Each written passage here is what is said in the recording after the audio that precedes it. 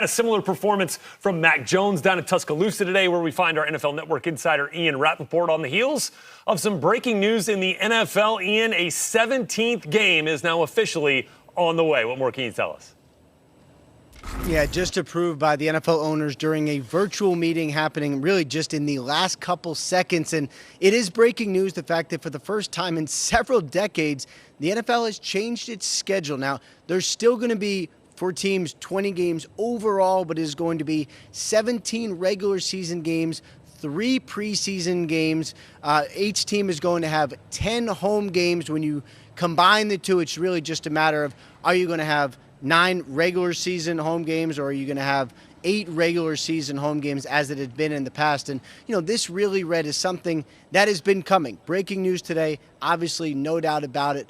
But the reality is, ever since the pandemic financial situation became clear, ever since we learned that in the new CBA that 17 games was possible when they got at least one new TV deal struck, we have known this was coming. And when we found out about a week or so or a little more ago that the TV deals, the more than a decade worth of TV deals were going to be done, we have known that 17 games was basically going to happen, and that it was going to be a rubber stamp. Roger Goodell making it official in a release just a couple seconds ago, calling it a monumental and historic day for the NFL. For those of us who like football, certainly is that. It means more football.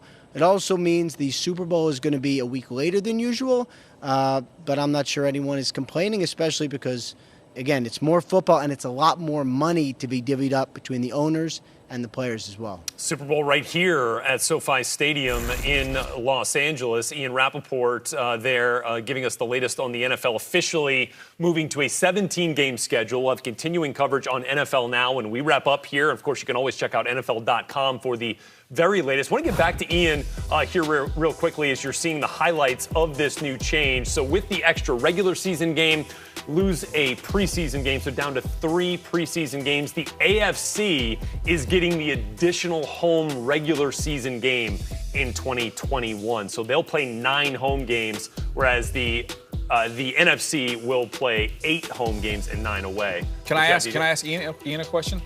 Yes, please. Ian, what does this mean for the Jags? Because they've been very involved in playing their games internationally. Yeah. They aren't going to be limited to 1 every 8 years, right? That's just the minimum. Is that correct?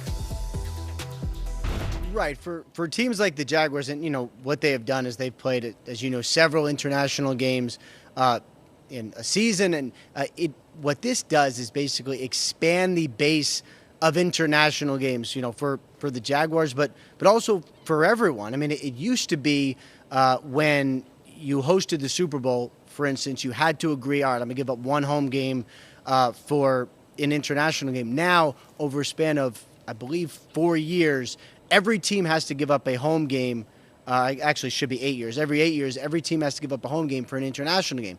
You're going to see more. You're also going to see international games in more places. You're probably going to see one in Germany, along with, of course, Mexico and Canada and London. You're going to see 2 games, I believe, in London now.